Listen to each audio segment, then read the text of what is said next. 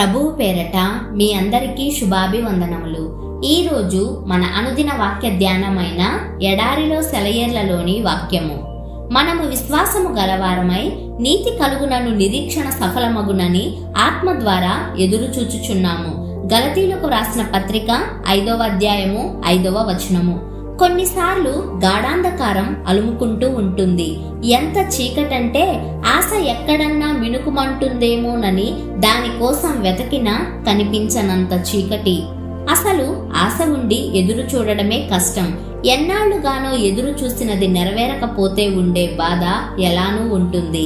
దానికి తోడు ఆశ లేనప్పుడు ఏదన్నా కనిపిస్తుందేమోనని చూడడం, అనుకున్నది జరిగే సూచనలేమీ కనబడకపోయినా నిస్పృహ చెందకుండా ఉండగలగడం ఎంత కష్టం. కిటికీలో నుంచి చూస్తే అంతా చీకటే కనిపిస్తున్నప్పటికీ ఒక్క నక్షత్రం కంటబడుతుందనే ఆశతో కిటికీలు తెరచి ఉంచడం, హృదయంలో శూన్యం ఉన్నప్పటికీ ఆ శూన్యాన్ని మరి దేనితోనూ నింపక దేవుడే దాన్ని నింపుతాడని కనిపెట్టడం.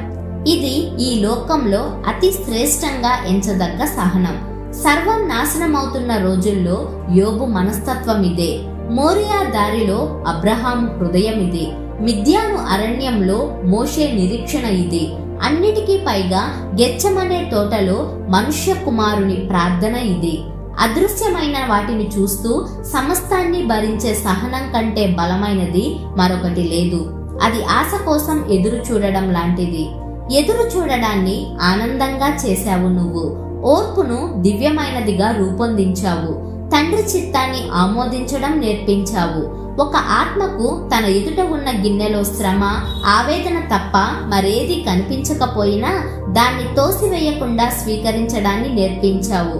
తాను చూడగలిగిన దానిని మించిన ముందు చూపు తండ్రికి ఉన్నదన్న నిశ్చయాన్ని నూరిపోశావు.